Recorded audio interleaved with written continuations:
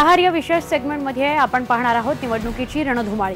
नेत्यांनी एकमेकांवर केलेले वार आणि प्रतिवार, शब्दिक चकमकींना जणू युद्धाची धार आल्याचं स्वरूप आपण सगळे निवडणुकांच्या व्यासपीठांवर पाहतो आहोत। हेच शब्दांचे वार, नेत्यांनी एकमेकांवर केलेले प्रहार आणि निवडणुकीतल्या चुकीच्या गोष्टींवर IBN लोकमतचा प्रहार। पहा प्रहार हे विशेष सेगमेंट।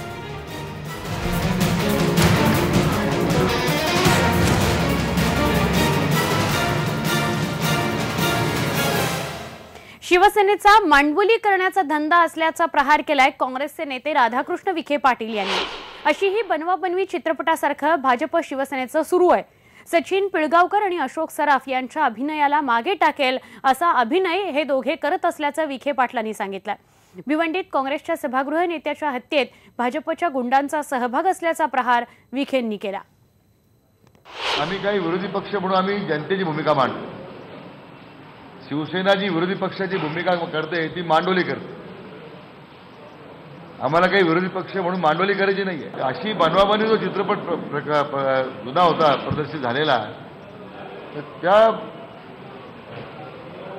सिनेमासारखंच भाजप सेनेचं काम चाललेलं आहे। कारण दुर्दैवानं सत्तेत राहून एकामेकाशी भांडायचं आणि सरकारच्या नाकर्तेपणाच्या बद्दल लोकांची दिशाभूल करायची। विखेंनी शिवसेनेवर तर धनंजय मुंडेंनी भाजपवर जोरदार प्रहार केले।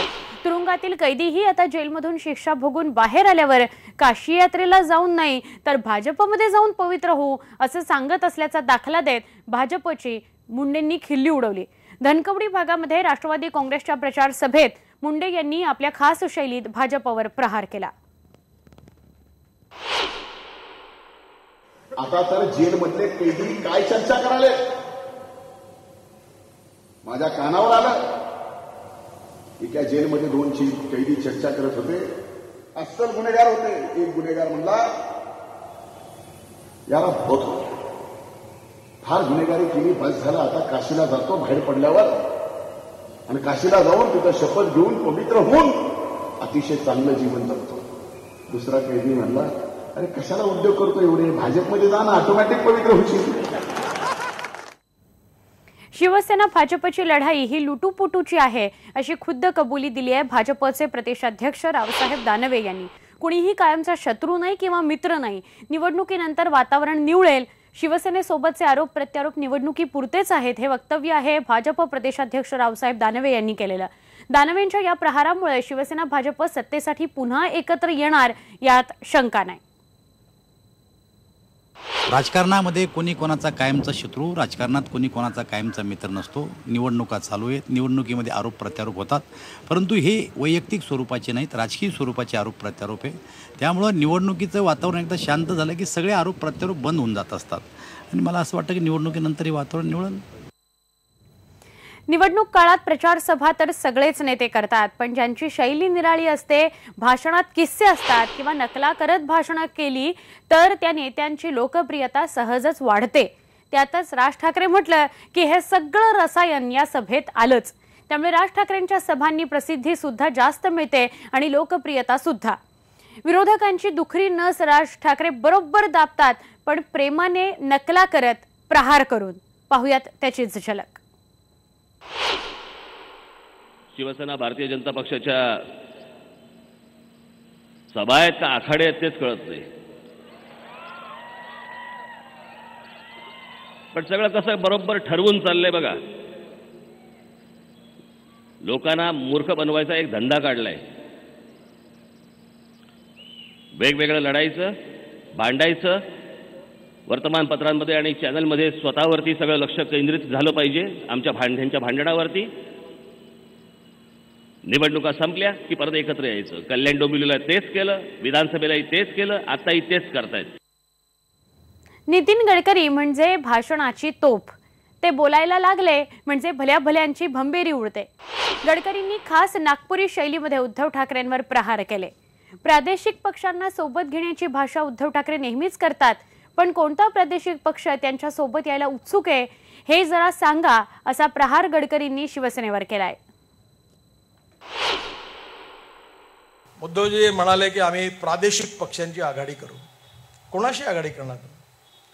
लालू प्रसाद यादव, मुलायम सिंग यादव, अखिलेश यादव, ममता बॅनर्जी, नितीश कुमार, कोणाबरोबर आघाडी करणार आहे तुम्ही? तेलंगणामधला TRS किंवा चंद्रबाबू नायडू, कोण तुम्हाला घ्यायला तयार आहे? बरोबर. मुंबई महापालिकेतला भ्रष्टाचार, टक्केवारी या सगळ्या मुद्द्यांना हाताशी घेत गडकरींनी शिवसेनेवर घणाघाती प्रहार केले. त्याचवेळी भाजप हा पक्ष म्हणजे नेमका कसा, पार्टी विथ डिफरन्स हेही सांगायला ते विसरले नाहीत. भाजपचे नगरसेवक नागपुरात कसे भ्रष्टाचार विरहित काम करतात याचे गोडवे सुद्धा यावेळी गडकरींनी गायले. याचा कारण नगरसेवकांपासून तर मोठ्या नेत्यांपर्यंत सगळे टक्केवारीच्या हिशोबात आहे. आमच्याकडे नागपूरमध्ये चालत नाही. देवेंद्र तर गोड बोलतो, मी तर गोडच बोलत नाही.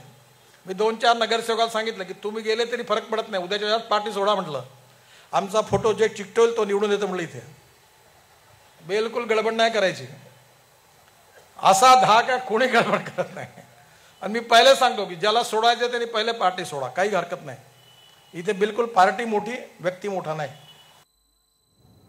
गेले वर्षभर किरीट सोमय्या आणि शिवसेना हे जणू जन्माजन्माचे शत्रू असल्याप्रमाणे एकमेकांवर तुटून पडलेले असतात. आपण सगळ्यांनीच हे पाहिलेलं आहे. यावेळी किरीट सोमय्यांचे पुत्र नील सोमय्या निवडणुकीच्या रिंगणात आहेत. नील यांनी वॉर्डात साड्या आणि पैसे वाटप केल्याचा आरोप शिवसेनेनं केलाय. तपासणीमध्ये गाडीत काहीही आक्षेपार्ह सापडलेलं नसल्याचं पोलिसांनी स्पष्ट केलं.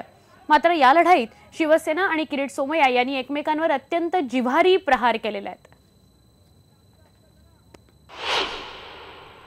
क्योंकि किरीट सोमय्या खुद के लड़के को जिताने के लिए उसके चुनाव क्षेत्र में पैसे बांटने के और साड़ी बांटने के लिए आए थे. वहां के लोगों ने उसको रंगे हाथ पकड़ा और लोगों ने जब भी रंगे हाथ पकड़ा तभी वो रणछोड़दार जैसे भाग के गए. और विद प्रोटेक्शन, जिसको जो सांसद है जिसको प्रोटेक्शन है वो भागना नहीं चाहिए. अगर उसके मन में पाप नहीं है तो वहां पे रुक के लोगों का सामना करना चाहिए. जो सांसद रोज बड़ी बड़ी बातें करते हैं, भ्रष्टाचार की बातें करता है, उसका असली चेहरा आज लोगों के सामने आया. भारतीय जनता पार्टी का असली चेहरा सामने आया. पंचायत अशी झाली आहे उद्धव ठाकरेची की सहनही होत नाही आणि बोलताही येत नाही. प्रॉपर्टी डिक्लेअर केले तरी गोंधळ होणार, नाही केली तरी अडचण. प्रॉपर्टी तर डिक्लेअर केली तर किती बिल्डर बरोबर पार्टनरशिप आहेत ते बाहेर येणार. वाहतूक कोंडीतून वाट काढत राष्ट्रवादी काँग्रेसच्या खासदार सुप्रिया सुळे यांनी चक्क दुचाकीवरून उमेदवारांचा प्रचार केला. या प्रचाराची झलक.